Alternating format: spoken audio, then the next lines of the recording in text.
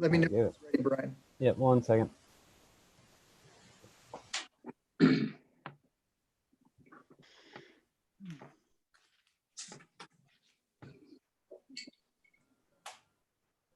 All right, you're all set, Steve. Okay, good evening. This is the April 21st, 2020 Planning Commission meeting. I'll do a roll call and turn it over to the commission to conduct the meeting. I'm just going to go by who I see on my screen, which is a little easier. Mr. Baxendale, Present. Ms. Peniston, Present. Ms. King, Here. Mr. Ferguson, Present. Mr. Mushak, Here. and Ms. Langalis. Here. And then Ms. DeMeglio and Ms. Pasco are not joining us tonight. So I'll turn it over to the Ms. King, who's conducting the meeting. Okay. Good evening, everybody. And you know what? I just realized something. I had the wrong agenda pulled up. So I'm off to a bad start here. I have it up on the screen, Nora. You do? I can't see it. Yep, should be up there now. Don't see anything. Not No. quite. Give me one I sec. have all I'll- the other files open. I just realized I just had a different, Oh, hold on one sec. I just clicked the wrong. you sent it out though, right? I have my email open. Okay, how's that? There you go. Good There you job. go. I clicked the wrong button. Where is it? Yep, right, it should be Right right in on your front of you. screen. It's big screen. Go back to the meet. If you go back into the meeting, you'll see it. Yeah, if you're in the Zoom meeting, it'll be there. Oh, I see it. Oh, look at that. Very cool. All right. So call to order, roll call discussion. Okay, so we're going to start out with the 824 referral for building management, the sale of 2 small surplus properties on Booton Street. The report and the recommendation.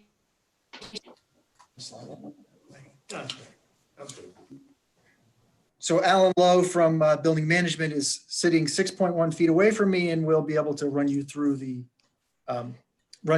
request from Building Management. Oh, should I go? Yeah, this is a request coming from the Land Use and Building Management Committee of Common Council. Can you hear me? Yes.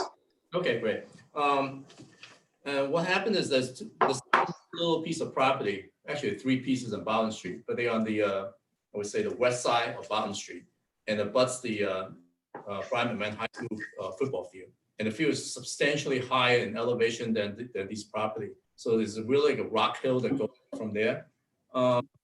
I think the city got this, one of the pieces from back in 1950s, 60s, or somehow we got it for foreclosure or something. And I believe about a few years ago, and I didn't even realize this, the city got another piece that's from foreclosure also.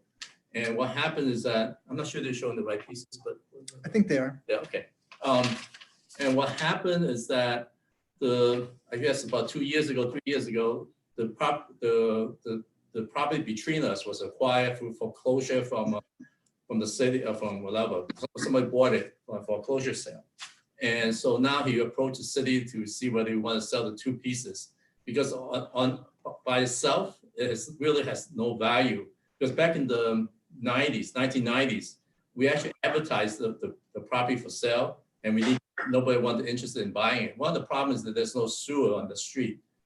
So in order for somebody to buy a little piece of property, deal with the grade changes in the rock, as well as no sewer line, it's just the ability to develop this property is just not financially feasible. So again, back in 1990s, we tried to sell them, they didn't work. So now since somebody owns the property between, he approached the city to see whether the city wants to sell the property. And the committee decided they want to, so the purchasing department advertised it. And we only get 1 proposal on this guy because really no value in the marketplace because it's too small to try to build a house, and then now you can extend the sewer line. You can't put a septic on the property, it's all ledge and it's not graded properly and stuff. So anyway, so land use and building management recently recommended approval. So now we're hereby sending to Planning Commission for 8-24 review before a final decision by the Common Council, probably in a couple of weeks. Okay. How much what's the dollar amount on it? It's a 35,000. Okay. We're 34,000. And what are we going to do with it once we purchase it? No, we're selling it. Oh, you're selling it. Okay, I'm confused. I'm Yeah. sorry. I'm looking at the resolution and I must not have that full. I think It's further down in the agenda, and Alan, it doesn't match the other diagram that we have, Yes, this doesn't. picture. Yeah. It actually should be only one house, and yes, you see how it's only one house in between? So Yes. it looks like we're talking about probably altogether, what, a 3/4 of an acre at most, a half? One is 0.11, the other is 0.32. Okay, It's almost, it's all combined is 0.43 acres. okay. Why do we want to sell it? I mean, it abuts the high school. Yeah, but you know the topography is it's totally different. You don't, yes, it buts the high school, but it doesn't really connect. I mean, it connects directly, right? But at the same time, it's the grade change and then it goes steep, very steep downhill. So there's, even though it's like, that piece looks a little bigger, but it's not buildable at all. So who's buying it? 1950s. Who? We have these properties since 1950s. I know, but exactly Who's the who's buying purchaser? it? Who wants to buy it? The property owner in between us. Who's the owner? I don't have his name here. So it's the owner of parcel 171 or 174? 171. Are they Okay. trying to like assemble something? What are they Yes. trying to do? It's a residential zone, so I think they're trying He to build. just wants to make, Are they trying? what does he want to do with it? Alan? Yeah. I think they want to build as many units as possible. Condos, apartments, what? I didn't ask them that question. I just have a question, if I may. Yeah, go ahead. Yeah, the question I had is the access to McMahon from the back area. A lot of kids walk to access to school rear property. Which part are they accessing the back property on foot? Is it further up Bound Street or is it more on Robin Square South? Yeah, it's all the way to the right. Yeah. So far- Robin Square South? Yes. Yeah, one right. Yeah. There's a Okay, so there's so a this little would not stairwell that comes down the hill from there. yeah, so this would not negatively impact their current walk path process, right? I just want to make No, sure. it I'm doesn't. clear. it's really steep. I mean, again, it's like almost exaggerated. Yeah, I know that. And Okay, also, flip one, when they have their games, it's very loud back there. I'm surprised if they're looking to build residential units. What would be the sound impact of, a property owner privately building on that site? Because there's a lot of sound and lights back there, correct or incorrect? It's a. I would think we're very, very fortunate to get rid of it. Yeah, I know that. Well, Yeah. let me answer the question a little differently before. The question is, what are they doing? What do they want to? When the city advertises the property for sale, it's not like we RFP for a development proposal where we consider sell depending on what they want to use the property for. It was just a straight sale. It's like a bidding process. So it's like, again, that's why I don't know what they do with the property because it's not part of the criteria for evaluation. Just we're gonna, that's period. So get some text. Hopefully somebody develops it together. Hope the property owner develop together, and we can generate some tax revenue from the property. Just by itself, it's been there for 50 years, and again, it's no more liability than it doesn't really do. The question I have for you all, my second question is based on zoning right now. There's a storage facility across the street. Would this be something that could be a neighborhood business, or this is straight residential zone? I'll make sure we're clear on the zoning aspect of it. It's B residence right now. The whole So site. B-res, so when you say B-res right now, do you foresee that application going through for a neighborhood business or a industrial one zone? Abutting the residential zone? Well, based on what Alan's indicated, they have not proposed anything at this juncture, so it's impossible to say. Okay, that's all the questions I have. Well, I have we're trying to keep open space in this community. And we've also like gone on record a few times that when we have properties that are abutting schools, we shouldn't really get rid of that property. I mean, we should be keeping it for open space. So I'm trying to understand like why we feel the need to sell it. And if the terrain is so bad that you're referring to it, and I'm trying to visualize it in my mind, I think I know exactly where it is. Why would a developer or somebody who wants to develop it want to buy it? What are they going to be doing? Digging out all the ledge? And what's the plan? Again, what the property owner told me in the past was that they were going to do some housing units on it. So I didn't ask them whether rental or ownership, and how many of it is whatever the zoning. By the time they assemble the property, whatever they can get from zoning to fit on the site. So I mean, they may use these properties to meet the parking requirements or whatever it may be. So there's no plans about. Again, this is not a development proposal they submitted to the city. It's just a straight sell a piece of property. If you stand on the football field behind underneath the bleachers, you got the bleachers right at that right there. Yeah. And look out. You'd be looking on top of those buildings. There's one building on this house is down below. So you're actually that far above the property on Bond Street. So even though directly attached, there's no really relationship between these property and Brian McMahon High School. Functionally. What is the zoning? I thought somebody said it was residential, but now I heard people questioning industrial, commercial, business. What is it? It's B resident on that side of the street, and I believe it's industrial for the other side, because that's like the storage facility. And then there's industrial properties. These properties are B. These are B resident properties. Steve is gonna look at the map right now. Yeah, it's all Thank B you. residential.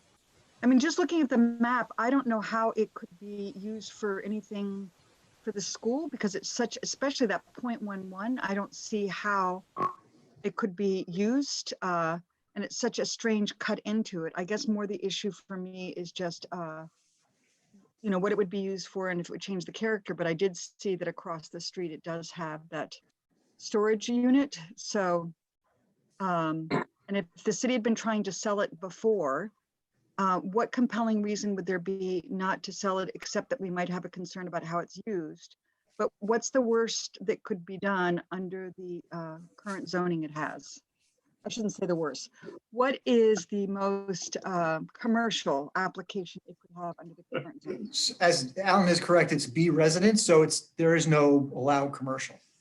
It's Except for the fact people come in and try to change it all the time. I mean, my only concern is if you're building something and you're putting something big on that and you're letting they're going to be overlooking like the school. I mean, I think it's a little weird myself, but. I just want to allow me for a second. The football field, I would say maybe when you stay on the back of the bleachers, right, when you look out, you actually see the top of the roof or the houses down below. So Boughton is lower than the school property. I would say at least 30 feet below. Oh my gosh. It's at least 2 to 3 stories below. Could I make a comment, please? Sorry, I lost internet connection for a minute.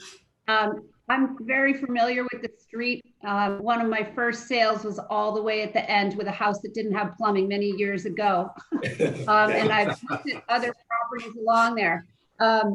And it's a huge hill, and it is, I agree with Alan, it's a lot of rock. And so it's not ideal residential, but there are other houses along there. And I have two concerns. One is if we sell it, does the school ever need to access it by, I know it's a big hill, but is it some type of an egress? I like Steve's point about kids using it as a cut through to get up to the high school. And I just looked up land sales in Norwalk, residential land sales for the last year. And there was nothing lower than $75,000. Now granted, it might have been a slighter parcel of land, but I kind of feel like we're giving this away at $34,000. And why wouldn't we, try again instead of just giving it to the neighbor who, if he is going to build something, he's going to have to connect to his own, he's going to have to put a septic system in there. Just like, why is it so cheap? Must have some plans. He's not just doing it to add to his parcel because he knows that the city isn't going to do anything to it. And I don't see how it's going to add a big value to the city tax roll if it's only selling for $34,000 and he doesn't do anything with it. Yeah, I'm kind of baffled as why we're trying to sell it too, to be honest with you. I feel like we're trying to encourage open space. It's right next to a school, and I don't think it really hurts us to keep it. I disagree. There's a fence. These are unusable parcels. I know that area. And they're sitting on the city tax rolls, right? Or not city tax rolls, but the city property, not generating any taxes. And if they were to build some residential units there, why would that be such a horrible thing? It's actually a transit-oriented development. It's right near the train station. This area is a 5-minute walk to the train station. And if somebody had kids there, they would just go around the corner and walk up that path we were just mentioning, which is the back entrance to the school, which is now used. And I believe that's that missing spot on that map we're looking at is the actual street that people walk up. So it's not the spot. there's like a missing. The missing spot on the plan. Yes. Adjacent 174. It's actually there's a storm line that go through there. So the cities continue to own that piece because we have a storm line that comes down from the football field down the street. That's why we're keeping that piece. The access from the street is actually further to the right. The plan doesn't go that far. So it goes. Well, I see no problem with this. With the cities, the city has advertised this previously, according to Alan, and they had no takers. So that was a long time ago, but No, we advertised again last year. they did it last year, he Yeah, said. we had a public hearing and I advertised it back in 1990s as part of the service property back in the 90s. And then recently, as of last year, I think last June or so, we advertised this and we only got, well, actually November. Well, anyway, last year we advertised this again and we only got one proposal from this guy that owns the property between us. Because again, by itself, there's no value because you can't extend the sewer line all the way to the intersection just to support one house. The cost isn't the financial side doesn't support it. That's why it's no buy, and also a ledge and parking and everything else.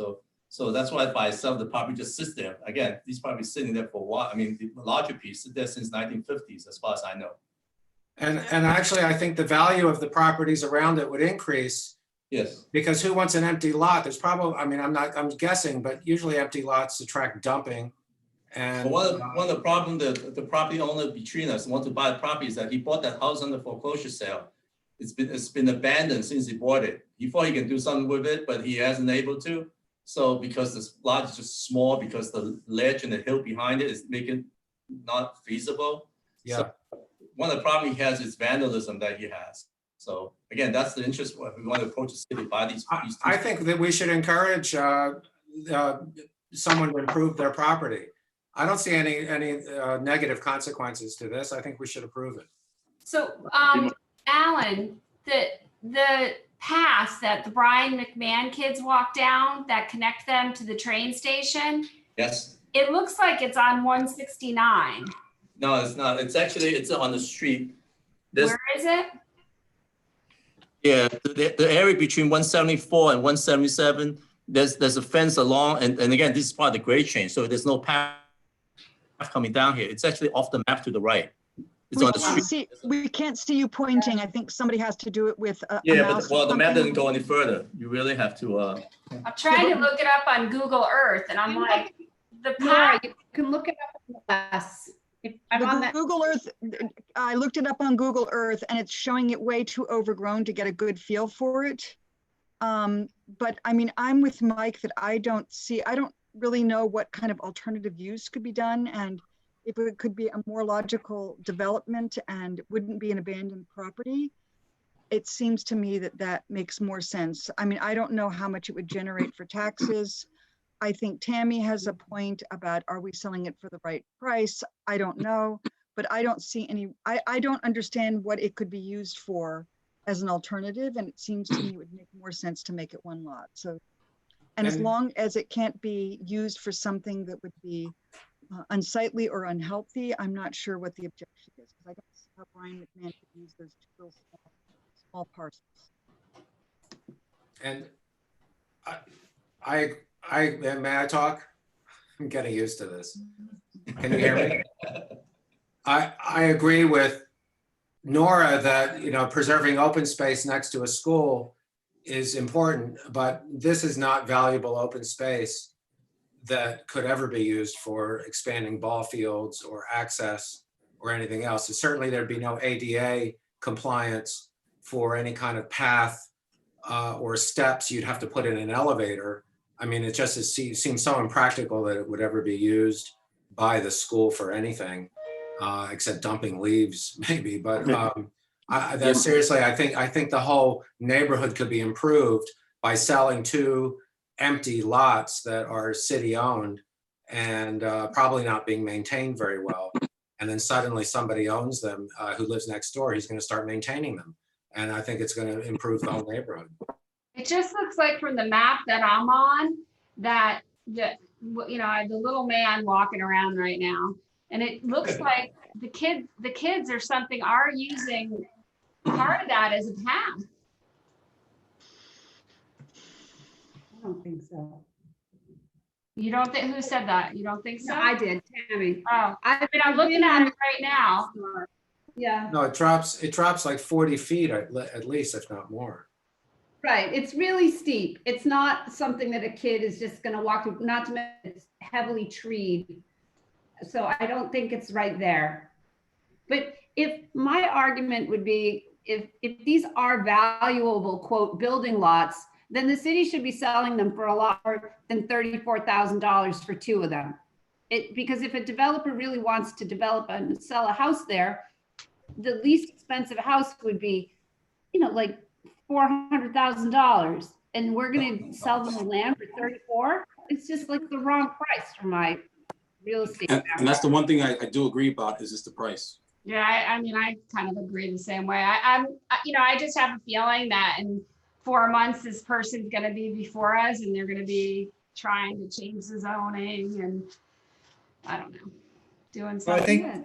I think for your They advertised purposes- it in November. There was no takers. I mean, what do we? Well, that's because the market isn't great right now, but we can hold on to it for a few more years. And for the city to get $34,000, which is like de minimis, wait it out, you know? And What was it's the not- price back in And it's not November? gonna be any more. Yeah, well. What was the wait it price out, back in November? You know? Oh, that was the number, $34,000. I see. Well, What- we're going into a great price market, obviously, in the next 2 years. The economy is going to be booming. What you guys have done in the past is really not supposed to focus on the financial, the financial aspect of this. You're looking at whether the proposal to Right. divest the city land is consistent with the master plan. So what you can put language in your whatever referral you get sent to the council that indicates you'd like them to revisit the price, but I don't think it would be binding on them. I'm all for selling this. There's no downside. I'm with Mike. If I lived in that neighborhood and there were 2 empty lots that the city owned and they were abandoned basically, and people were dumping stuff on there or whatever, it just wasn't maintained because nobody owned it. I want those to sell to somebody who lived in my neighborhood. We have lots of little parcels in our neighborhood they just become places where people just dump leaves and go hang out in there, and you know, all kinds of, we found homeless camps on these little slivers of property. I mean, to me, this is a good thing, and if somebody wants to develop it, and put a higher value building there, then the city has actually made a good investment by selling them. Yeah, has everyone saw the memo on March 13th from the zoning commission? Where's that? Steve Kleppen, is this a comment that they made for this lot to be resolved, that a 12-month moratorium? Nope, that's the next item on your agenda. Just want to make sure. All right. That's the. Hey, it's the beard, okay?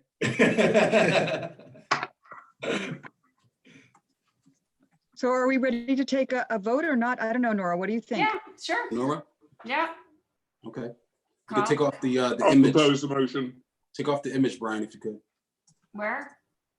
Brian, you have the image still up? You could take the image off of the lots. You want to, That's Steve's got do you that. want to just go to, The resolution? yeah, Well, let's all do a vote first. All right, Let's do a let's do a vote. vote first. Is there any but I other wanna get comments or? Well, you put me up. nope, you're all there. All right.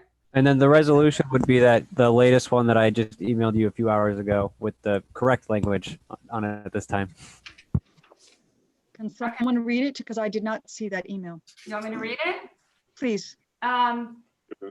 So it's resolved by this Norwalk Planning Commission in accordance with section 8-24 of the Connecticut General Statutes, the referral made by the City Buildings Management Department for the sale of 2 small properties on Booton Street be approved subject to the following reasons. 1, to implement the 2019-2029 plan of conservation and development goal to maintain the predominantly single-family character of established single-family neighborhoods. Chapter 4, Housing Choice and Healthy Lifestyles, and 2, to implement the 2019 to 2029 Plan of Conservation and Development Goal to support housing policies that provide housing for Norwalk's households across a range of preferences and household incomes. Be it further resolved, that notice of this action be forwarded to the Common Council. Hold on, I don't know if there's another page here or not. No, that's it. That's it. So. And how would we amend the recommendation for the pricing to be considered? Do we vote on That it? language that you would request at the Common Council, you could say, if you're assuming you're in favor of the sale, that you're in favor of the sale, but would encourage the council to revisit the pricing or bidding for the property. Something along those lines. Brian, I think it's right that I think the market's going to tank. Or revisit the sales price. Steve, would that be better?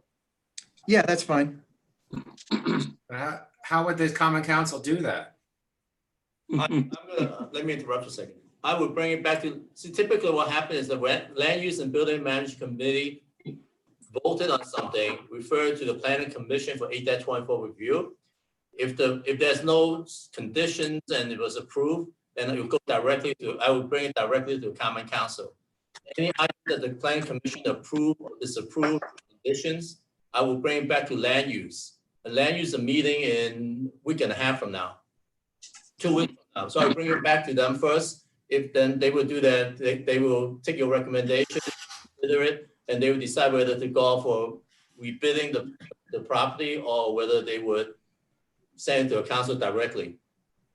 We just bid it out in November. Why would we want to go through this whole process again? For rebidding Why don't we just go with a negotiation? We says, fine, it's approved, but at $40,000 we'll sell. Yeah. Can I ask one other question, Alan, please? Yes. Alan, would getting rid of this combined 4.3 acres, 0.43 acres, have any impact, positive or negatively, on the sort of the land swap at the new the new school, sorry, New Columbus. the new with the land swap that we're trying to do for the state, because now we're actually reducing the size of city property by 0.4. Is that going to make it harder to get that to go through? That's a totally different thing, and those conversations, we're still struggling with DEP on those discussions. they don't want little pieces of property. They don't really, because what happened is that they want us to get large pieces that correspond to, they're very specific. So, I mean, the latest conversation with DEP is that I mean, some of you probably agree with all along is that, you know, the property behind Norwalk Community College is too far away from, it's not the same neighborhood, like a better word. Right. But Okay, but this but is the same. But they're more than that. They actually, when we met with them, they actually went on Google Map and started looking at specific large property within the really short walking distances from Ely Park. So they are very specific of what they're looking for. So it's not like, okay, we can get little pieces together to make up a big, to meet the requirements. It's, they are looking for substantial acquisitions. But we're not reducing the overall amount of school property by 0.4, that then will make you guys have to get even more open space to get what you want at the new school. They will not accept this as the square footage to allow us to reduce the overall loss. Okay, I'm very confident about that because they are very, very particular. okay. Thank you. So are Okay, we Ms. King? making, so Brian, what motion was the one that you made? Well, we want to make a motion, we want to vote. So does everyone want to vote? Yes, You want me to call it, Steve, or are you going to call it? You can call it. Okay, Mary, yes, Steve, Yes. Brian, Yes, Tammy, No, Mike, Yes. I'm a yes. So just so we're clear, I just want to make sure we have semi-official, we have Nora will put you down as making the motion. Was there a second? Just so we have, I'll it, second. so we'll do it that, we'll do it in reverse, I guess.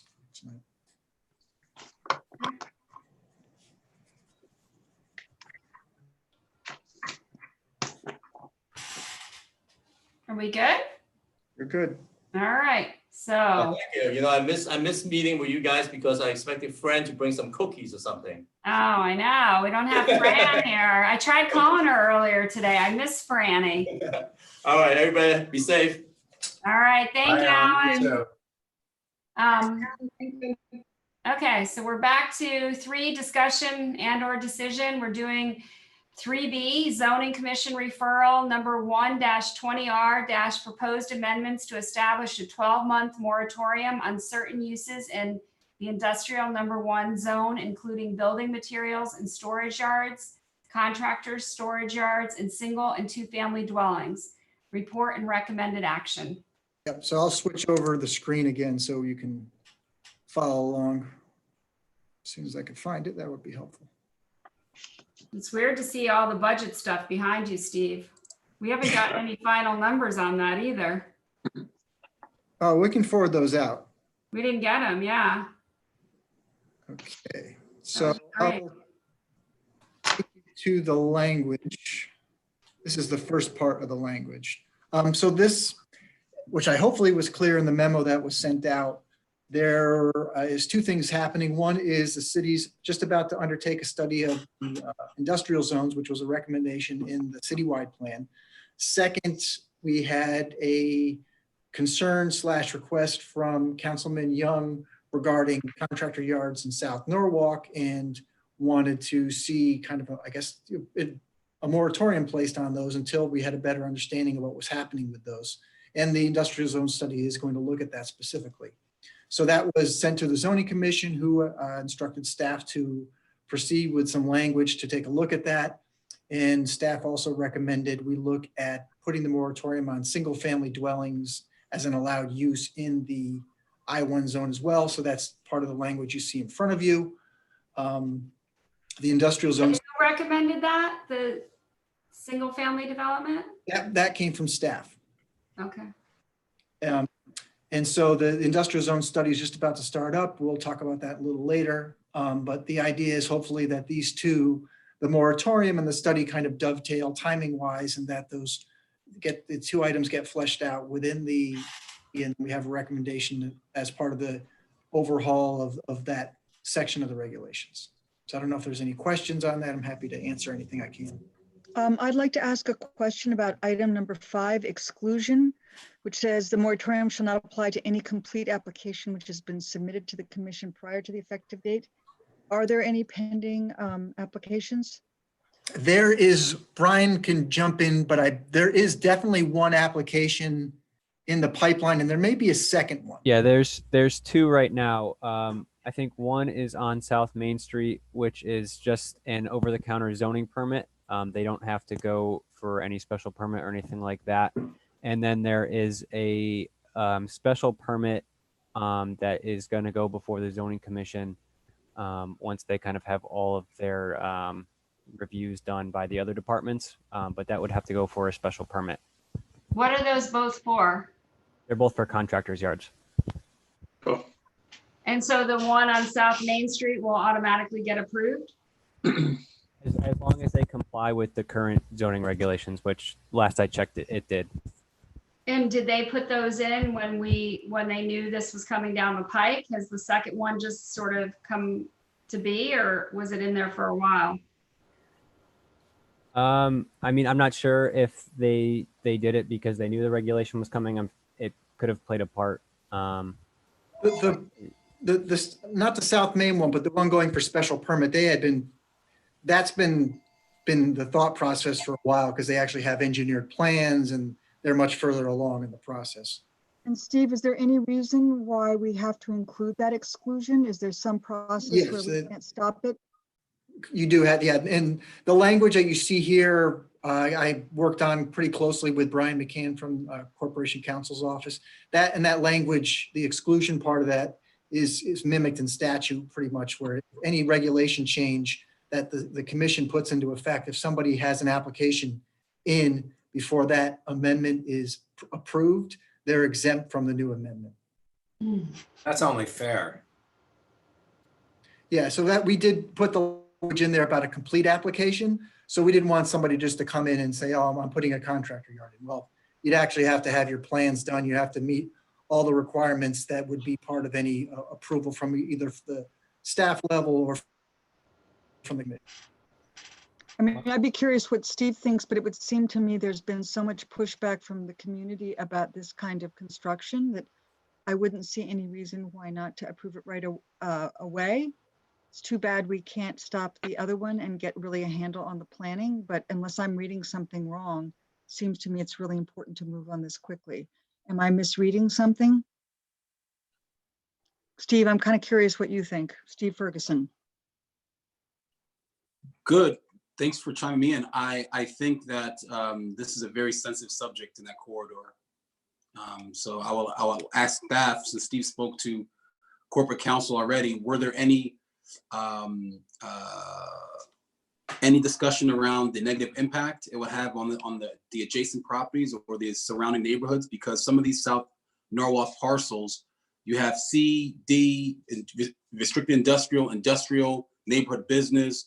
Sometimes these areas have 4 zones in a 1/8 of a mile radius. So based on the different zoning, Steve, did you and corporate counsel think of the negative impact it will have on those properties? Well, I think the moratorium is to do what? Just to hold it for 12 months? Just to hold it in place? Well, the idea to put the moratorium in the first place was to kind of stop the proliferation of additional contractor yards in those close proximity to residential areas. So that's one of the things that the industrial zone study is going to address. I think it came a lot. I feel like a lot of that has gone in there. Yeah, it touches it.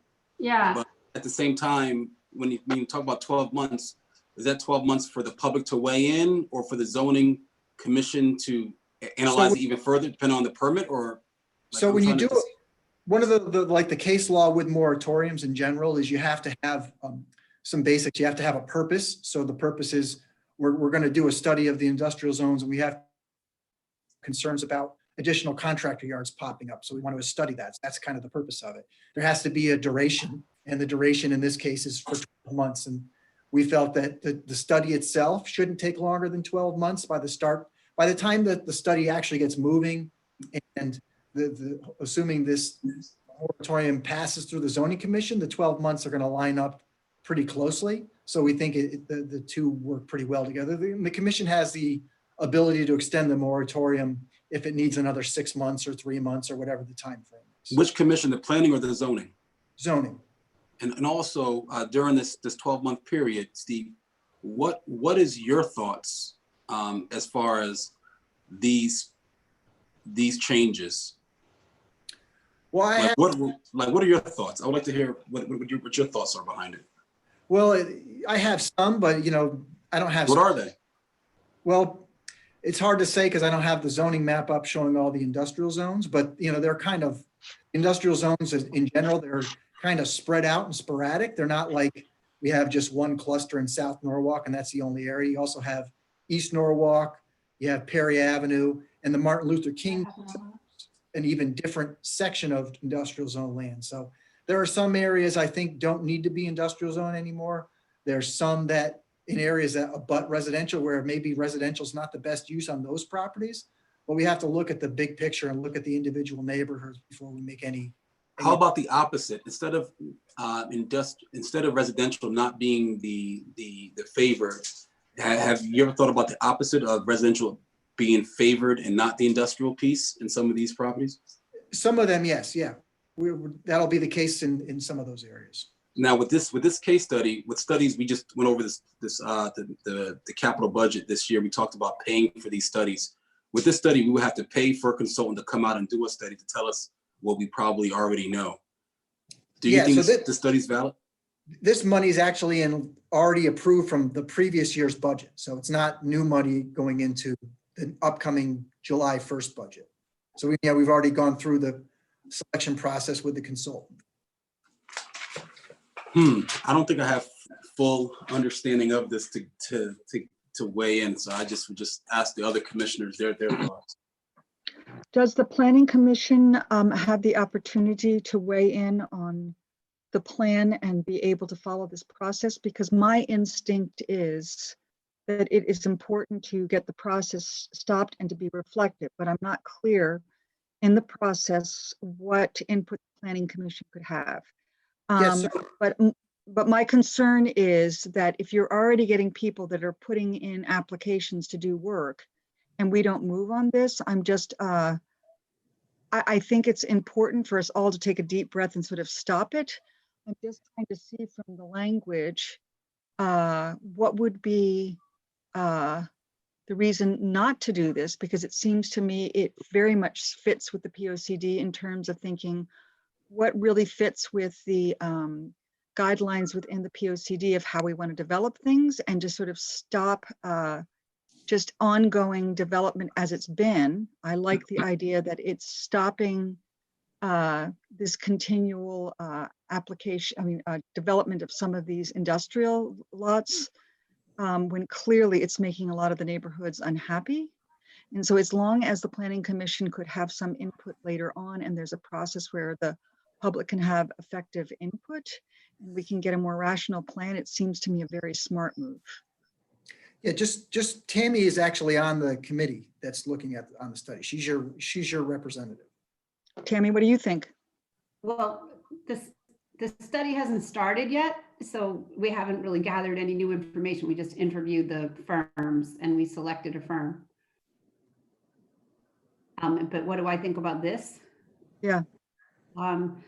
It would seem to me that it does need to be studied. I think sometimes that we look at these contractor yards as a negative, but sometimes there are people that live there that are using the contractor yard. So it's people that are actually in the neighborhood that are going to live close by to where they work. Arlene's message to us in that letter that she sent, it's sort of a plea, if you will, to say, hey, can we just take a look at this? These issues have been brought up for years. And I do think it's a great idea to take a look at it. I don't know what the outcome is going to be, but I think we should get it. And if somebody has to wait a year to add a new contractor yard where there are already 30 of them down there, I think it's okay. They can wait. I have a question regarding, just a quick question, not to take too much time. the contractor yard on Wilson Avenue. You remember that big issue the property owner had? He was trying to subdivide it. How would this positively or negatively impact that particular parcel? You recall going over that a year and a half ago, ladies and gentlemen? Is that the one that they just crushed all the rock that's been there for a million years and it's now a level lot? I'm asking staff. Yeah, That's the the, Brasso property. yeah, Yes. that's what I was gonna say. What impact would this have on a parcel like that? Well, if they didn't have a contractor yard on a piece of that property and they wanted to expand a contractor yard or subdivide it, make a new contractor's yard, they wouldn't be allowed to if the amendment was passed. What if they want to convert that into residential use? Would this positively or negatively impact that? It wouldn't, if they were going to do something that was a permitted use, not the moratorium, they could proceed, which is kind of what they're doing on that front piece now. They're building a warehouse / manufacturing space. Yeah, I'm talking about more residential though, Steve. Well, the residential, it'd be subject to the same language right through here. So that's part 4 you mentioned, application? No, but I got it up on the screen right now. Yeah, I'm looking at it now, part 4 under application. Yes. Yes, sorry. Okay. Okay. I have a few things to say. So when I first heard about a moratorium, my mind just exploded because I have been fighting for over 10 years for increasing contractor yards in Norwalk and the opportunities for small businesses, many of them minorities, minority-owned businesses. And Norwalk has a long history of being a blue-collar city with factories.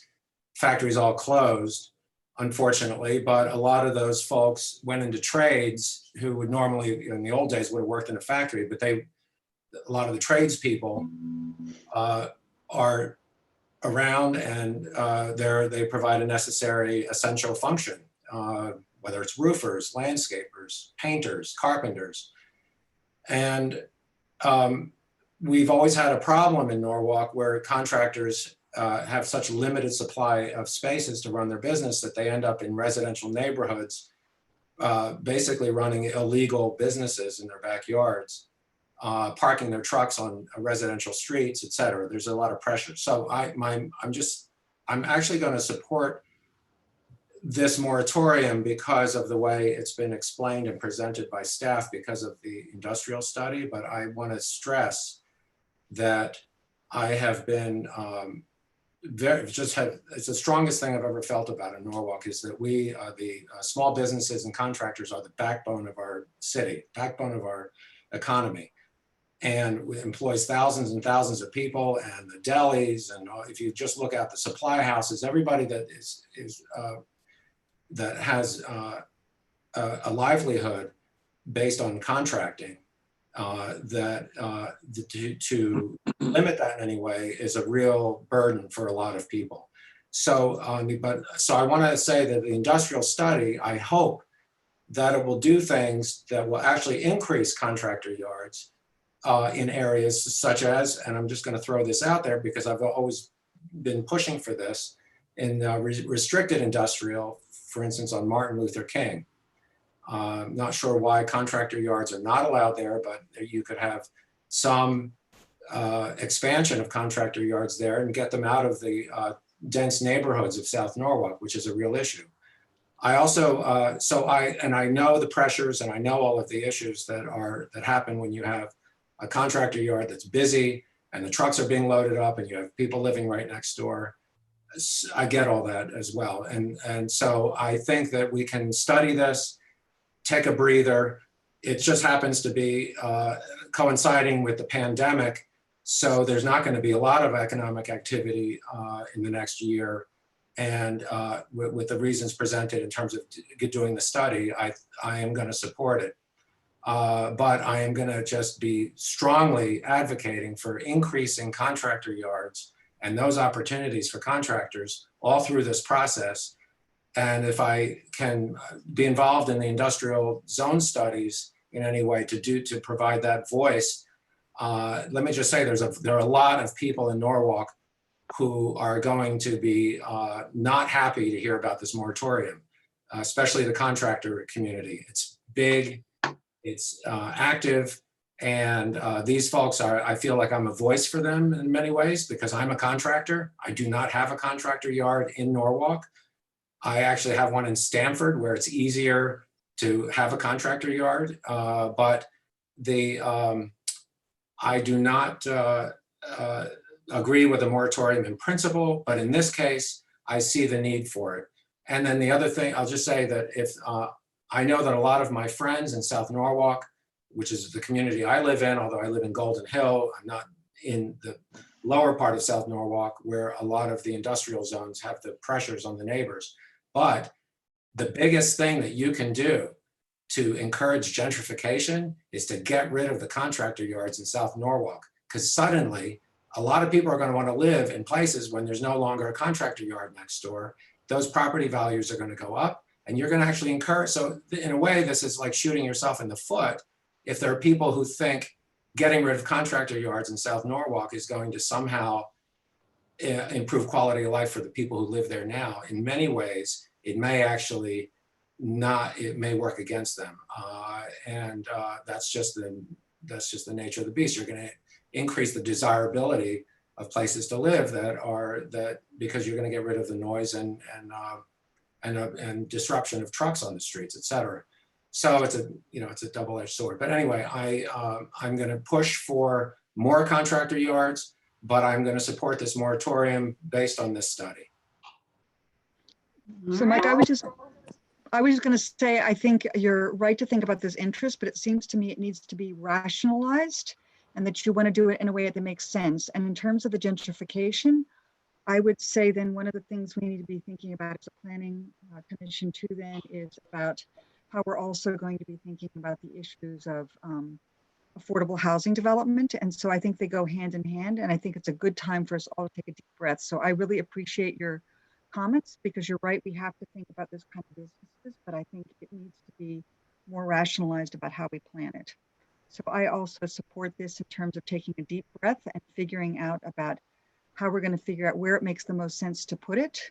I don't think it's a matter of eliminating. I think it's just a matter of having more rational development. So Steve, you want us to take on a vote on it, right? Yeah, so you could move the resolution. Okay. Do I need to read it or does everybody have it? Just read it, if you don't mind. It's a long one. Okay, be it resolved that number 1-20R zoning commission proposed amendments to the building zone regulations to establish a 12-month moratorium on certain uses in industrial number 1 zone, including building material and storage yards, contractor storage yards, and single and 2-family dwellings dated February 6, 2020 be approved. Be it further resolved that the reasons for this action are to implement the plan of conservation and development. Chapter 3, Goal 2A, III, study industrial zoning and update zoning and land use regulations to allow and encourage a wider set of uses in targeted industrial zones focused on market opportunities in warehouse, logistics, brewery, distilling, artisan uses and other light industrial uses that do not have detrimental externalities or on nearby areas. And 2, Chapter 12, Goal 3A2, prepare a study to evaluate the industrial zone districts against modern industrial requirements, market demand, future trends, and economic development goals. Create refined performance standards and update the use table.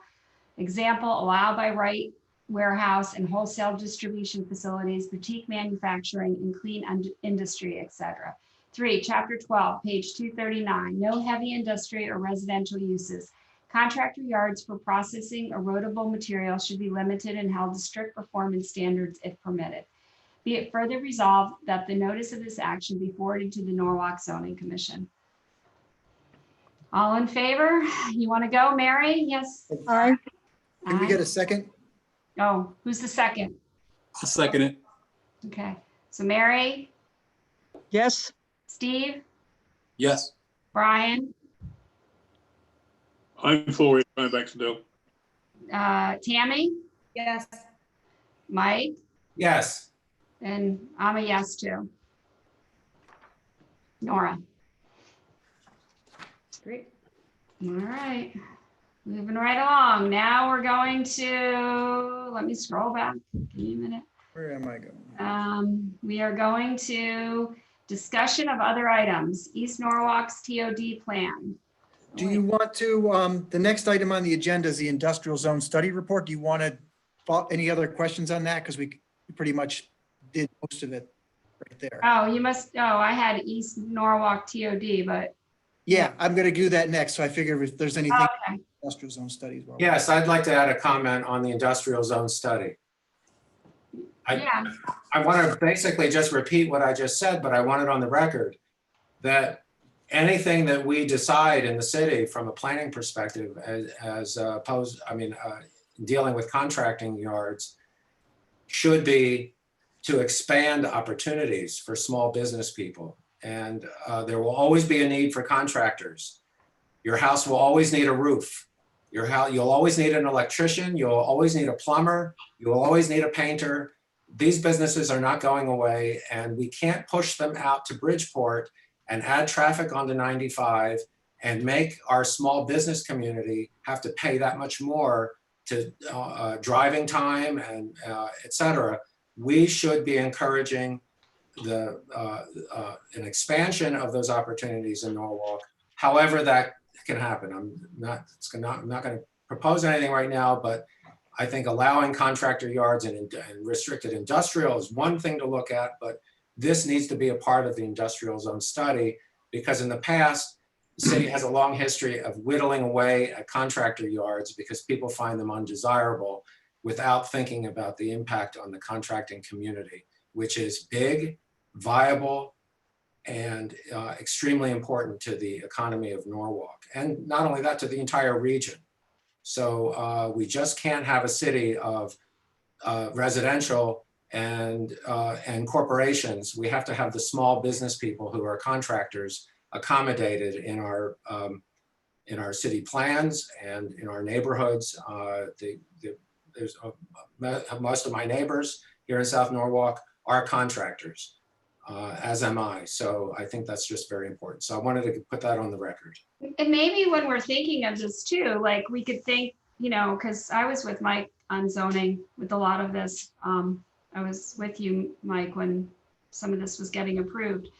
I'm like, maybe we can look at it as, I know what some of the people are protesting to or they're upset about is like the stuff that's left outside.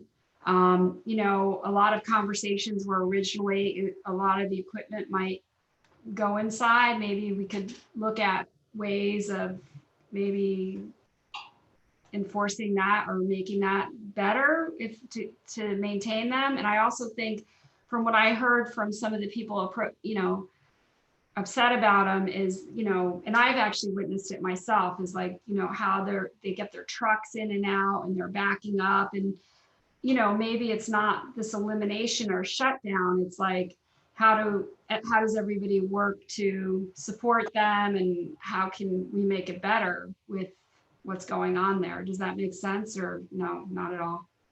It Yeah, does. Okay. Makes sense, 100%. one thing to maybe address both of Nora's and Mike's comments, one thing we've talked about internally is modifying the definitions and the regulations, because I think people have a bigger problem with the contractor yards where they're actually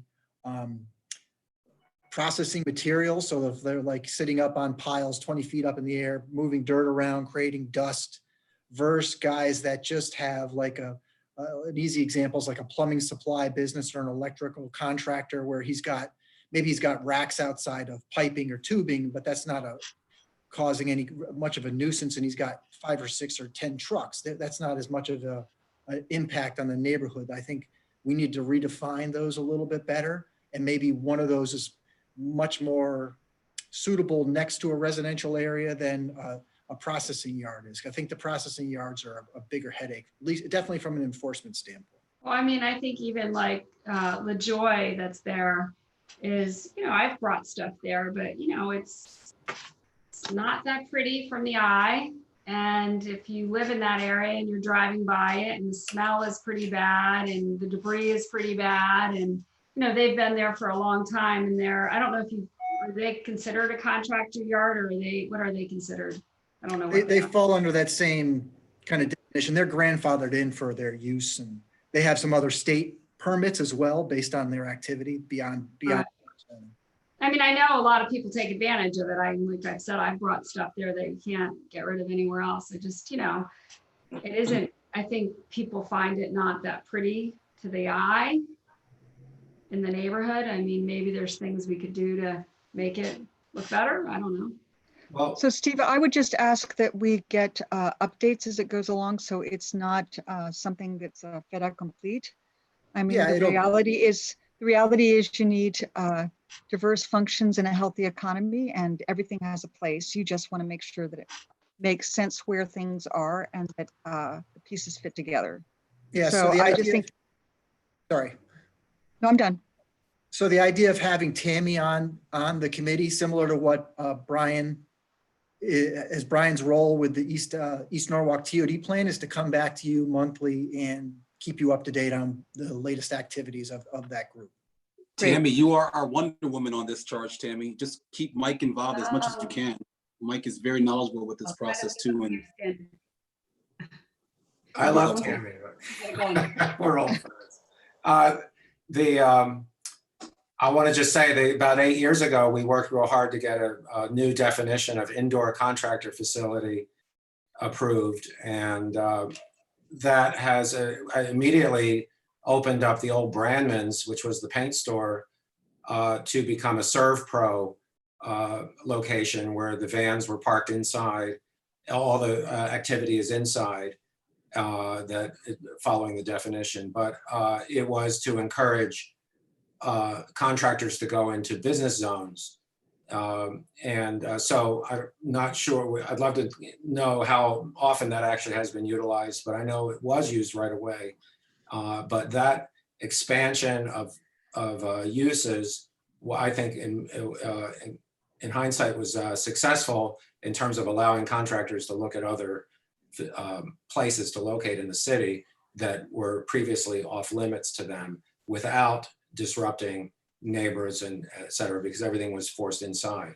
So that kind of definition that Steve mentioned is going to come out of, or redefinition is going to come out of the industrial zone study, I hope. How far along are you, Steve, with it? Well, just, I think, Tammy, correct me if I'm wrong, within the last 10 days, picked the consultant, and they're working on a scope of work now. So I'm assuming it's going to get started by the time we get the contract started, probably end of May. Who did you pick? There's a firm out of Boston called UTIL. I can send you a link to their website. That's interesting. Yeah, no, I'd love to see it. All right, well, So East Norwalk. East Norwalk, here we come. All right, I'm going to try something, so bear with me for a second.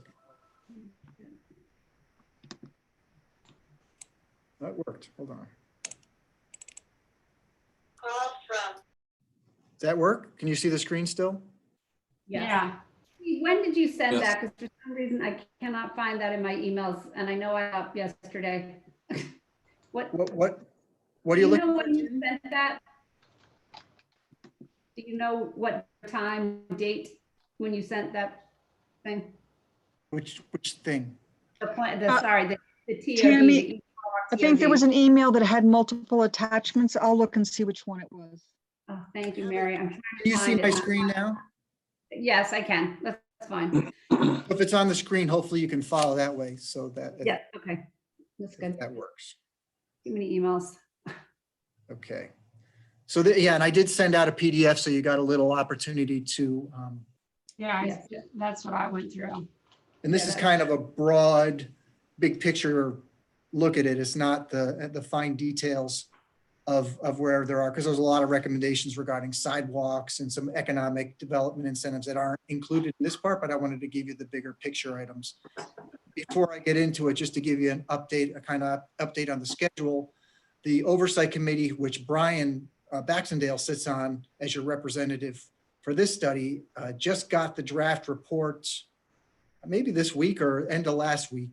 And they're going to be looking at it over the next couple of weeks, and then they'll reconvene and we'll start to get comments together. And then a couple of weeks after that, I expect to get this out to you guys for your comment, because we'll ultimately have to amend the citywide plan to include this by reference. So that way, when changes are made in the East Norwalk area, this is kind of the governing plan for that area. Tammy, it was an email that was sent on Monday at 2:40 from Steve, and it was a document by itself. Thank you. Okay, so this is kind of the big picture look at things, and I kind of went with kind of the top 10 or top 8 or 9 recommendations that are coming out of the plan, kind of just give you the big brush of where things stand. As you can see, it's a little clear, you have the rail line running right through East Norwalk, and then East Avenue is kind of running north-south through there. Sorry, this thing's a little finicky. Okay, so the first slide, basically what I did was just try to break it up into sections on the map and zoom into areas that you can see and follow along with. So the main thrust in what is coming out of the plan recommendation is that kind of orange hatched area that's outlined in yellow. That's the East Avenue main core, which runs from 95 just south of the existing train stations and a little bit on down towards Winfield Street area and also towards Van Zant. And what that's recommending is a new village district. Currently, that area is zoned neighborhood business. So it's going to be a new village district. And what the village district designation allows us to do is to regulate design. Right now, we don't have a lot of control over design in a lot of parts of the city. So when people complain about like the way things look on Route 1, the reason is you can't tell people why things look the way they do on Route 1 because you don't have any design control over what they are. The only village district in the city that has specific design standards right now is the East Norwalk, not the East Norwalk, I'm drawing a blank, excuse me, East Avenue Village District, which is to the north of 95. The other village districts don't have their own design standards. So that's really what the Village District Act is meant to give you. So that way, when a project comes in, you can show them this is what we want you to build it to. These are our standards for design in terms of the way we want the site to look, the type of architecture we want, the streetscape, all these different things. So this plan as an appendix has a separate zoning document, which I'll share with you when the plan goes out, as well as specific design guidelines, which will also be an appendix to the plan. And that design guideline document has pictures and illustrations on how the intent of this area and how it's supposed to match up for future development. As a requirement within the zoning, there's public realm requirements, which are similar to what we've done in South Norwalk, as well as in the Central Business District zoning. And it has built into it public amenity standards that if you want to get above the base height, which is in the securities here, which is in the NB zone, there's a possibility to get taller buildings and some more density. But in order to do that, you have to provide the city with some of the things it's looking for. And I'll go into that in a little bit. Another proposal that we've included in this, and which you can't see on this picture, so I'm going to back up just one slide. And following along on the cursor through here, I didn't put the zoning in, but it's that blue outline. If you can see it through here, that's industrial 1 zone land now. So one thing we thought of as an idea to kind of incentivize further industrial development is to allow residential above a ground floor commercial use. And what we've seen in East Norwalk and talking to some of the business owners and property owners is there's been a demand for smaller warehouse / flex space. So we want to try to encourage that, but we also want to try to help those property owners monetize their property. So we've added residential, provided it's above the ground floor commercial. So we think that's something that could work. And it kind of funny is when we interviewed the firm Utiel as part of the RFP process, they had recommended something similar in a couple of the studies that they've done. So we're hoping that that's something that can spur some further economic growth. Hey, Steve, before Yep. I forget, I had this seminar that I went to on Friday regarding all these top experts. They were from all the different industries, industrial, agricultural, office, retail, and it was all on how COVID is impacting these industries. And they've been tracking it since pretty much since last January, and what's kind of happening with rents and defaults and where they think it's going to go. And they were pretty much all the top guys in the US that were leading this. And they're one of the biggest takeaways I had, besides my concern for retail and office, was industrial. And they said the demand for industrial is going to grow so much, and they feel that it's not going to be like one of these just, you know, because of what's happening. It's going to be long term, because we're going to be getting away from JIT, and people are actually going to be shoring up more with supplies. And they felt like that was going to be one of the biggest demands and one of the most positive areas for commercial growth in the next 5 years. So, and it was more addressed to manufacturing. And it was interesting. It was everything from bringing stuff back, being developed here in the US, to just the whole supply chain management. And he had a buzzword for it, and I have it written down in my notes somewhere, but the whole JIT is going to be moving to kind of like this new system, and he's seeing a huge trend in it already, and it's already started out west. So Laura, what's JIT? just-in-time inventory. It means like you just produce enough to fill your shelves. And, you know, it's sort of like, you ever wonder why you know, the issue with toilet paper or hair supply or anything, it's just manufactured enough. But now they're saying that people are going to go to longer timeframes.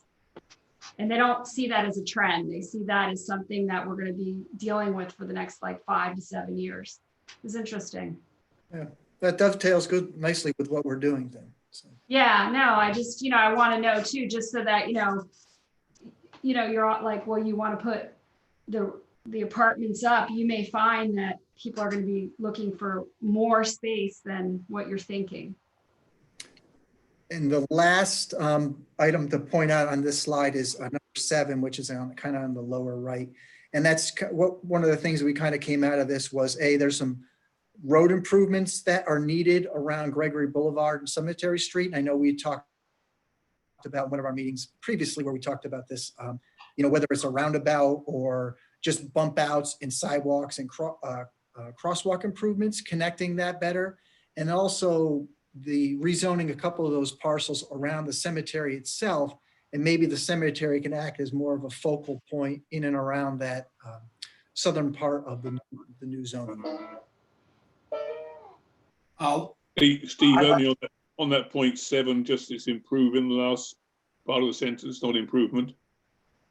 In order to improve safety for all modes of transit. Oh, okay, thanks. Me a typo. Sure. I've made this point before, Steve. I want to just put it on the record since we're going to be on YouTube now. But I want to stress that I think eventually, not even part of the study because it's not in the scope, but eventually look at the feasibility of roundabouts at either end of the cemetery on Gregory and East Avenue and Cemetery, turning all those into two-way streets because you have basically a highway system of 2 lanes going around, all the way around. Its speeds increase. It makes it really dangerous to cross the street. If we had two-way traffic on all those streets, and as long as it was studied well and it would be feasible, you'd be able to lower the speeds. You'd have more options for people if there's traffic backing up one way, they can go another way. And you would have less speed, high speed through there. Obviously, there's a lot of traffic that goes to the beach from exit 16 and from points north in Norwalk. People come down from Cranberry. Everybody comes down East Avenue. They go around the cemetery, but it really is dangerous. I've actually almost been in accidents around that. So people are going 40 miles an hour around there. If we could make that, bring the speeds down, and we had roundabouts, so we didn't have lights backing up traffic for blocks, because that's what happens when you have a traffic light, when there's high volume, you stop the traffic. A roundabout keeps it flowing like they have in Europe, and now they're doing all over the country, and they're in Greenwich, and they're putting them in New Haven, et cetera. This might be an interesting possibility as long as it was feasible. But I want to stress how important that is, because the streetscape and the traffic flow is going to really make a difference in quality of life, safety, and in people's lives every day, of the people who live there, as well as people passing through. Yeah, and that'll be, like as you indicated, that'll be a follow-up study through DPW. So I'm hoping the plan will inform them on something's needed to happen there, and they need to take a comprehensive look at what the best solution is. Thank you. All right. Next slide. So this is a little more jumping around to the kind of the northwest corner of this study area. Three things here. That area in Charles Street, Osborne, and Fort Point, which is north on the north side there. The housing stock there, it's not, it's not the best housing stock, but in some ways, considering the overall geography, it kind of acts as de facto affordable housing. And we did not want that necessarily to turn over into new development. So if there's a way we can do something in terms of like a facade improvement program, similar to what's done in South Norwalk, we want to look at that, and we're going to work with Sabrina Church and the economic development folks on the potential to do that over there as well. Steve, the last sentence in number 2 probably needs working on. Okay, yeah, and this was done Monday, so keep that in mind. And is there any possibility besides any improvements keeping it affordable that aren't just about the how it looks on the outside? Just a question. I mean, I love the idea that we try to keep that area affordable, but if there are any opportunities for quality improvements in general in the housing, that would just be great. Just a thought. Sure. Yep. Another idea that came out from just our discussions, and this is not going any farther than just saying maybe we should think about it, is looking to relocate the DPW garage maybe at some point in the future if it's possible, because the area could be, maybe there's a better use for that property. Where the DPW garage will go, nobody's looked at that in any detail or at any understanding, but it's just something to put on the radar to think about longer term. And then there's several areas that have the number 5 designation, and they all have the same wording to them. Is basically these areas are zoned commercial now with NB commercial, and the idea is to rezone them to C residents, so they would be more consistent with the surrounding uses. That would end up making some of these legally non-conforming, but I think what this does is pull out the disparity where you go from property to property, where on one point it's a gas station, then it's a repair shop, then it's a house, then it's another repair shop, then it's a house. I don't think that flows well for the area. And I think if we pull the activity back to East Avenue, it'll help the overall area. So this will pop up in a few of the other slides. Next area is looking at the southwest corner of the study area. One of the things we'd like to do for Liberty Square as well as the Cove area is set up separate village districts for these areas. Now, it won't change the underlying zoning. We're not proposing to change the zoning or add density or add height or anything like that. We just want to protect these two areas because they're both unique. We think we can do that separately in-house and set up standards that aren't too onerous for the property owners there, but kind of protect them in the long term, because they're really kind of two key focal points for the area. And again, there's also another area of NB that we think should be rezoned to residential to match up to the neighborhood.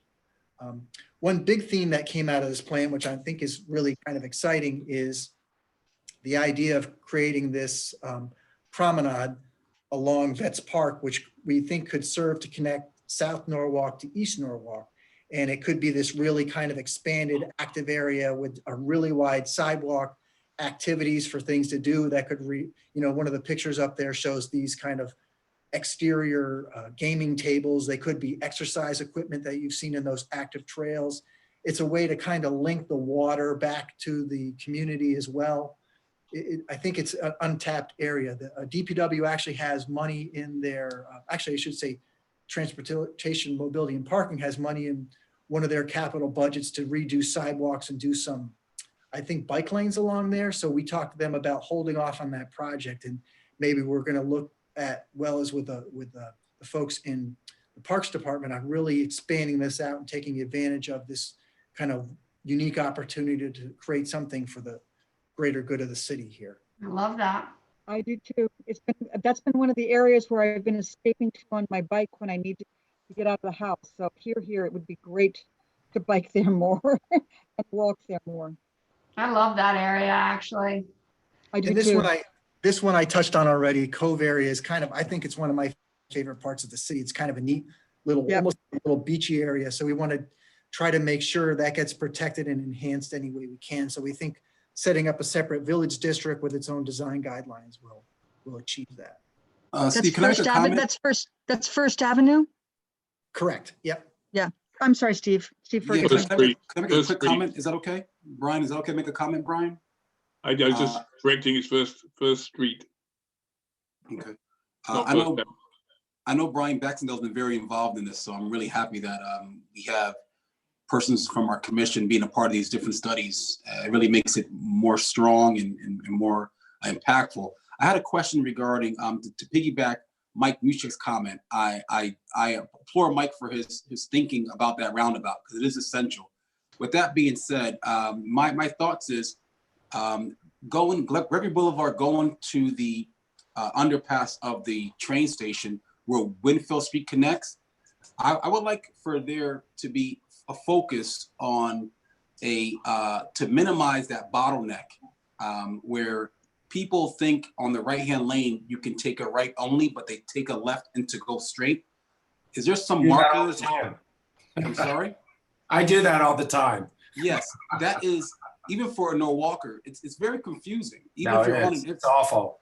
it's very bad. And I would like to please make a comment to identify and locate that area from Gregory Boulevard going into East Avenue and Winfield Street to make it useful where someone can anticipate what to expect in that lane switch before they get out of that roundabout or while they're in the roundabout, so that it could be a smooth transition. I know we're expanding the width of the East Avenue where the train station underpass is, the bridge, but I want to make it a little bit more clear in this village district, because I love the idea about the village district. I'm all for it, but just when it comes to anticipating those turns, even from the Cove area, I think it'll be a good idea for this study to really focus on that major piece of that street. That's all I wanted to say.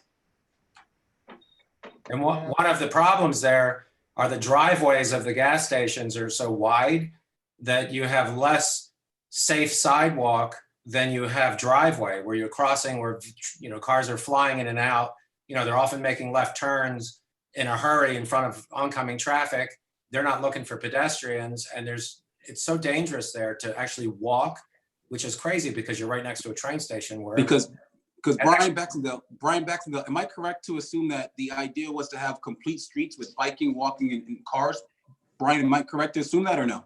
Correct, and also you are correct, and also bear in mind that the East Avenue Bridge, which is just past that junction, is being widened. And also there's a whole traffic study building on Mike's point and your point that whole area there needs to be thought through rather carefully on the way you flow the traffic, especially with the increased width of the bridge, which gives maybe a bike lane, definitely an increased footpath. Okay. Brian, wasn't there also discussion about that there were so many gas stations in that area that they might try to rationalize how many gas stations there were? That seemed to Yeah, have I mean, some action at one of those meetings. Yeah, one of the complaints was, the negatives was, we've got 4 gas stations within sort of 50 yards of each other. But again, you can't legislate against that, but you can encourage by the development we're trying to enable there in terms of design standards of slight increased height. Theoretically, the property could be made more valuable by converting into something more appropriate. Cafes on the bottom floor, apartments above, offices, etc., and maybe going to 2.5 stories or even 3.5 stories, as Steve said, with amenities thrown in. We already have 3.5-story buildings there in any case. And thanks for bringing that up, both of you, because you know what I'm going to say about gas stations, right? Let's take one of those gas stations and put it in South Norwalk along Dr. Martin Luther King Drive. You know what I mean? Like, let's really make that happen. And thanks for that plug, because you know I'm going to say something, Steve Kleppen. We need a gas station on Dr. Martin Luther King Drive so that we can soften the burden of South Norwalk residents so they don't have to waste their gas and run out of gas before they get to West Avenue or East Avenue. That's all I want to say.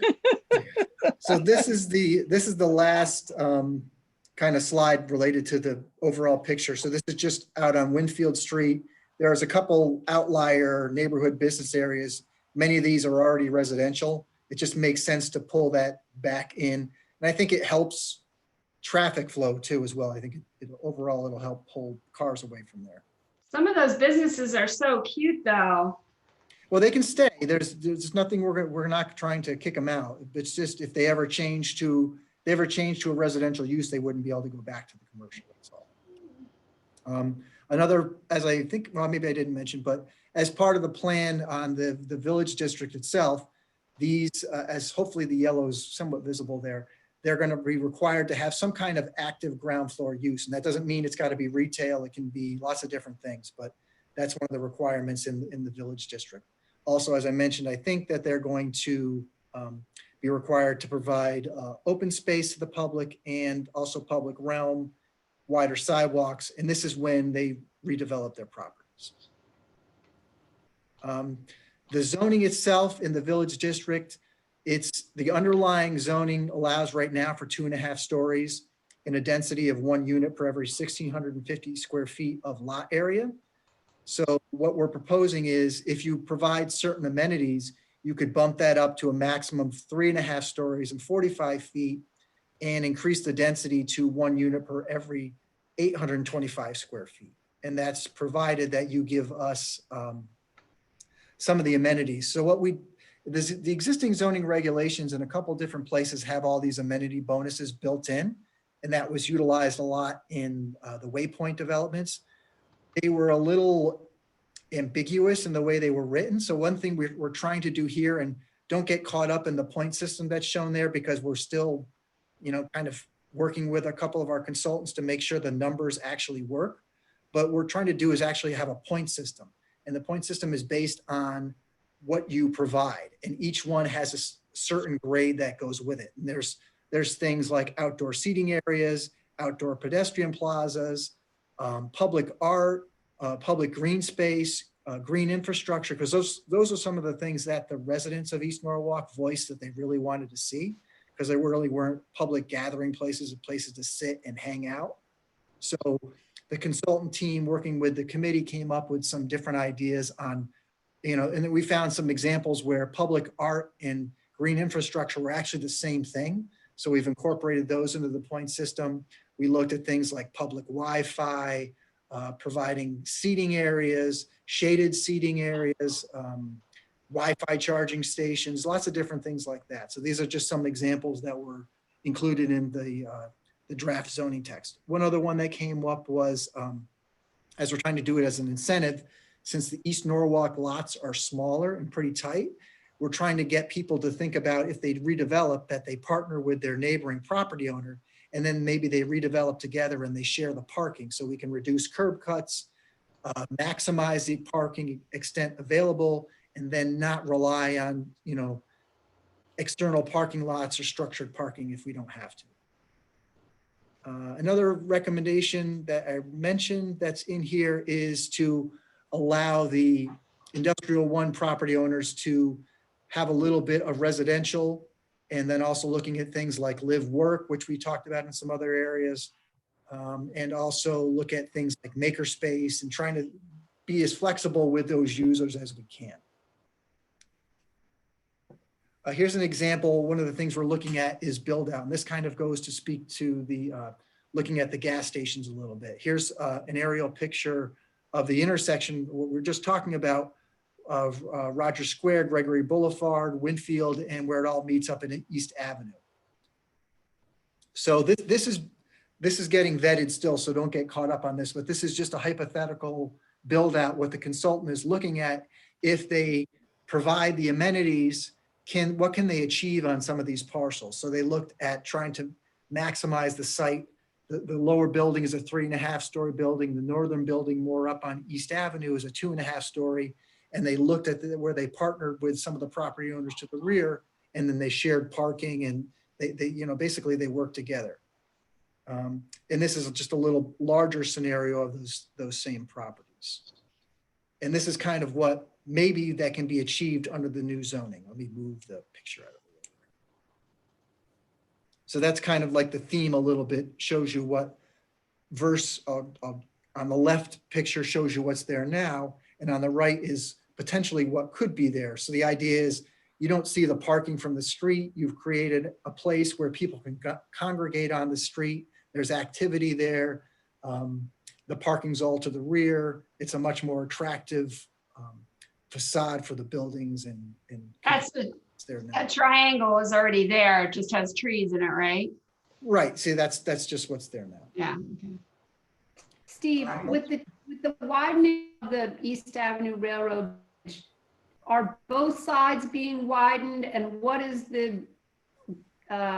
what will be the street width? 2 lanes in both directions, 1 lane sidewalk? Yep. 2 lanes both directions, and at least a bike lane on one side. And that hasn't been completely finalized yet, but that's the big picture. And so they're widening it from both sides? Correct. So the bridge itself is going to be replaced, the East Avenue Bridge. So they'll be able to accommodate 2 lanes in each direction, plus at least a bike lane. Okay, thank you. And wider sidewalks. Correct. It seems Yeah, like actual a sidewalk. lot of That real really big demands on a small space, in terms of 2 lanes in each direction, sidewalks, activated sidewalks, bike lanes. I applaud it all, but it seems like a very tight squeeze in there. Yeah, so just so you know that, and without going into too much detail, the section of road between the bridge up to 95 is actually a state project.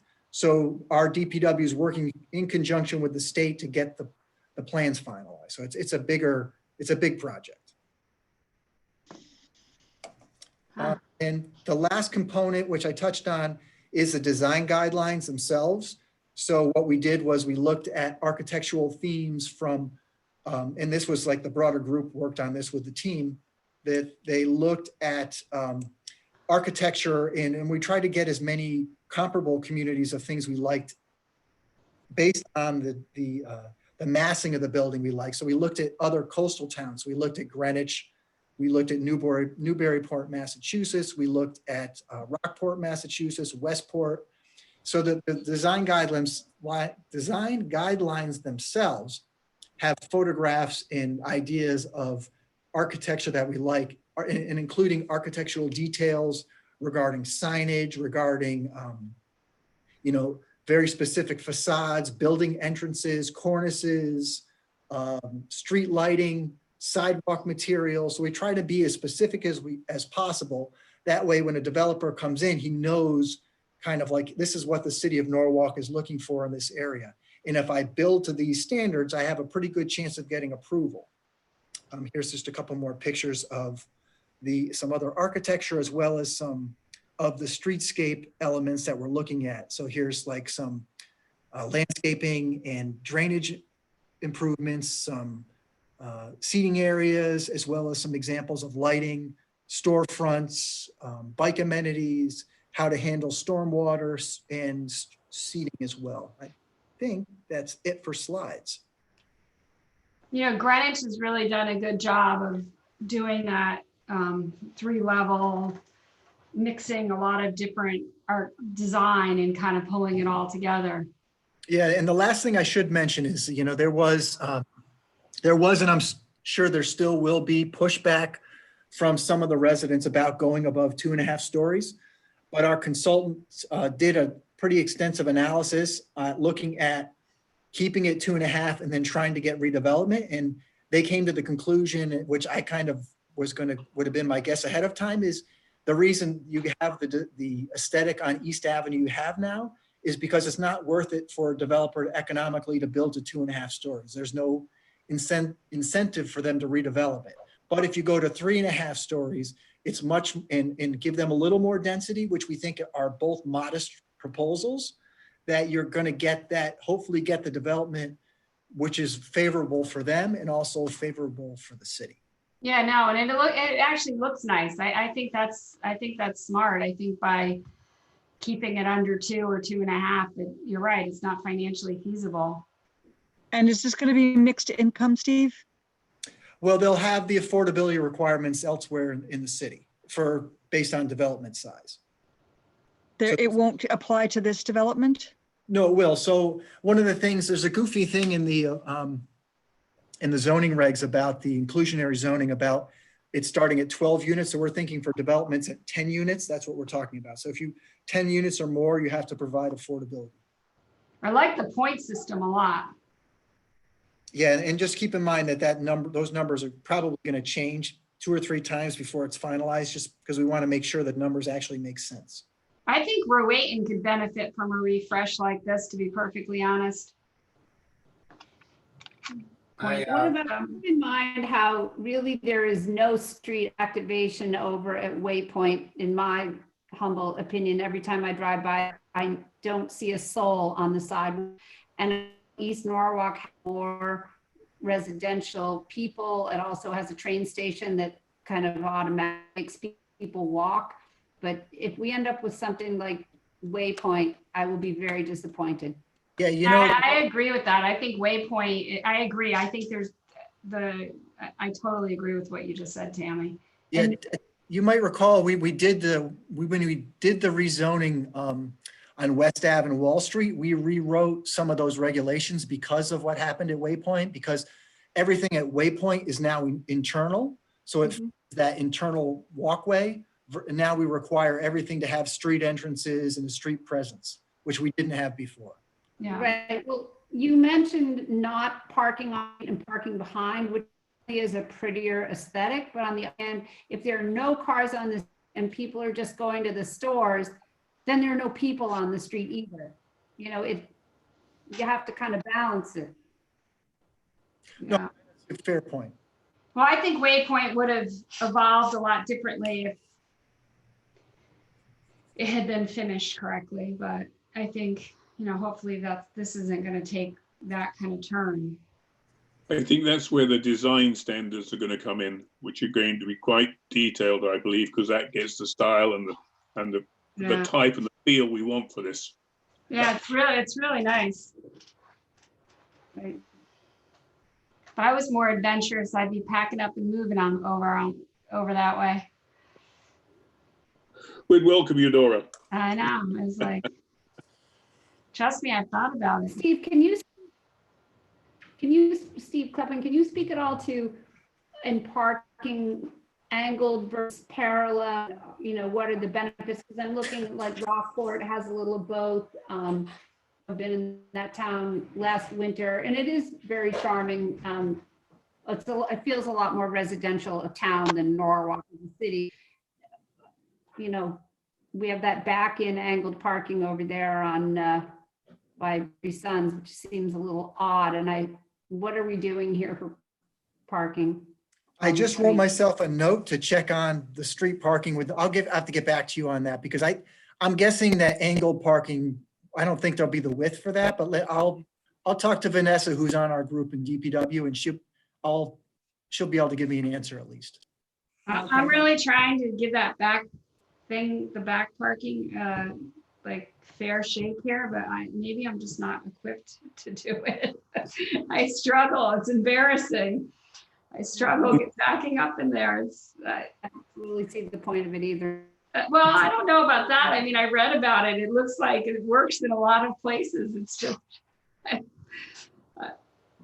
I worry about my capabilities when I'm parking there.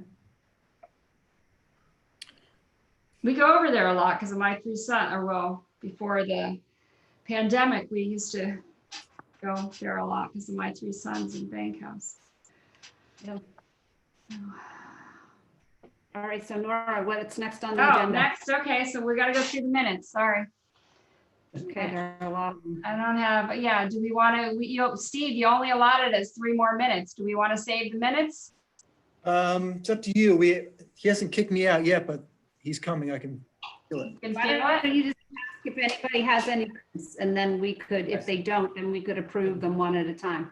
Okay, hold on, I gotta go open them now, I accidentally. don't I know. just got my 5-minute warning.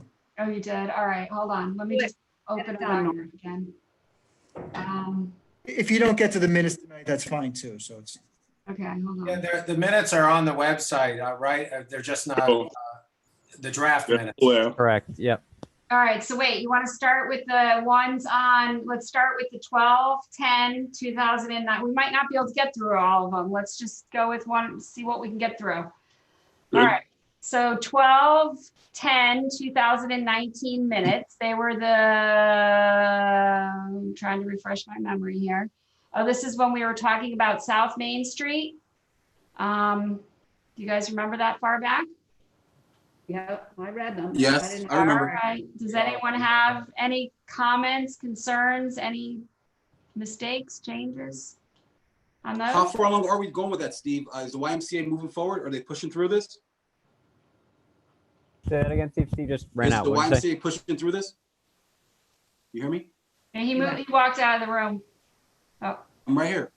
no, Steve Kleppen walked out of the room. oh, I'm back. Sorry. No problem, Steve. Sorry. Just real quick, as far as Robert McDowell and the executive director for YMCA, 98 South Main, are they moving forward with their remodeling or? I haven't heard anything to the contrary, but I can find out. If you don't mind, that'll be great. Yeah, I'll shoot an email. All right. If That's all. there's no issues with the minutes, I move we accept them. Is there a I second? seconded. All in favor? Aye. All opposed? All right, moving right along. We're going to the ones on 12/11, the next night. These were the ones where we discussed zoning regulation analysis. This might have been the joint meeting, I think. Yeah, Yes. Schulman was there. Yeah, it was the joint meeting. You're right. So there are no minutes for us to approve because it was their meeting, right? Um, It's I kind don't of, We'll have to- joint. It was Yeah. joint, so I think we do have to Okay. approve them. Any issues with any of them? Nope. All in favor? No. Aye. Aye. Oh, wait, we need Aye. a second to move them. Who's the second? Second. Tammy. Second. Tammy All was right, all in favor? Aye. Aye. Any opposed? Anybody abstaining? I abstain. I wasn't present for that meeting. Okay, Steve Ferguson abstains. All right, moving right along. We're on the 1/29/2020 meetings. Oh, this is when we started all of the, Capital. yeah, the capital stuff. This was the night the police were there. And I don't think I had, this is not the one I had to comment on. And did anybody else have any comments on? I don't really care, but you spelled my name wrong. What you want? I couldn't hear you, Tam. My name is spelled Tami. It's not always spell my name, but I don't want to hold it up just for that.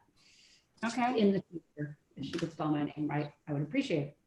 And to be clear, the police were there because we were approving their budget, not because we were misbehaving. Oh, yeah. Sorry. Good for clarity there. All right. I move it forward. Do I have a second? Second. And everyone in favor? Aye. Aye. Aye. Any noes? Any abstentions? All righty. all right. And Tammy was the second on that, Diana, if you didn't catch that. Tami. Thank you. All right, so we have 2 from this night. The first one is from the actual Steve, which one was this one? This from? one, From we had to do a special meeting before we got into the second night of capital budget. So there's a couple items on there. I think it was the DPW appropriation for the cars. Right. There might have been a couple other things. So you had two meetings that night. All right, we had Adam there on Willard Road too. Yeah, all right. Yep. Does I anyone think- have any corrections, comments? I think I wasn't there for the first part of the meeting. I think I didn't get there till the second meeting. I think you're right, Mary. Okay, So I'll have to Wait. abstain on the first one. okay. We'll move these forward. All in a second? Second. Okay, all in favor? Aye. Aye. Anybody opposed? Any abstentions? For the first meeting, I have to abstain. I wasn't there. Okay. Oh, that's right. You just said that. All right. Moving right along. We are moving to the 2/18/20 to the actual capital budget meeting that started at 7:37. Anybody have any corrections, changes, comments on this? No? All right. A second? I'll second. Okay. All in favor? Aye. Aye. Aye. Anyone nay? I was sick, so I wasn't there. Okay, so you're gonna abstain. Okay, perfect. Oh wait, I skipped one out of order. Sorry, guys. Oh, I skipped a couple out of order. So the 2/5/2020, sorry, in my list in my email, it came up this way. Oh, all right. So this one was the public hearing. Started at 7:08 on February 5th. Does anyone have any changes, questions, comments that they want to add? I think this was the one I had a question on. Did anyone out? No, this was not. Did anyone else have something on this? There, so I won't vote. All right. Does anyone want to second it? Second? Second to move it? Second. Thanks, Mike. All in favor? Aye. Aye. Anyone abstaining? Was Tammy abstaining from this one? Yes, I'm abstaining. Are Okay. you Brian as well? You weren't there. I wasn't there, that's why I abstained, but which one are we on? I've lost track. Oh, sorry, we're on February 5th, February the 2020. 5th, abstain, definitely, clearly, abstain, Okay. yeah. All right. And Steve, you're abstaining from that one as well? Ferguson, Why? I was there. you were at the public hearing one? Which one? You looking at the date of the 18th or the 5th? We're on the 5th. I'm sorry, no, I abstain. Okay. All right, You have- sorry. The way they were in my email, they were out of order, so I took them out of order. Sorry about that. Okay, so we're good on that? Brian, you're good? I'm good. Oh, Brian, sorry, you're good? wrong Brian. All right, now we'll finish up Was with there January 8th one too? January, Nora, what? you have to say that again. We couldn't hear you. January 28th, 2020 is the last one. And I believe this started at 6:15 and this was, this started our review session. Okay, so, anyone have any changes to it? This was in the evening, the 28th, right? Yes, Yeah, I missed that one. I wasn't there. okay. Anyone have any corrections? Any comments? No? No, All right, all in favor? Aye. Aye. aye, Oh, who's second? I'll second it. Okay, sorry. All in favor, Ferguson. aye. And Aye. any nays? Sorry, can I just have a quick clarification? I'm just remembering, were there 3 nights of meetings or 2 nights of meetings? Because I was on 2 nights, but I missed, if there were 2 meetings, one of those nights, I missed it. So I just want to make sure I'm abstaining on the right ones.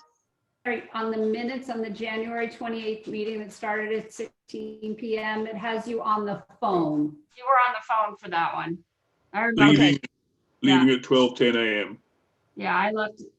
Gosh, you're Yeah. such an early bird.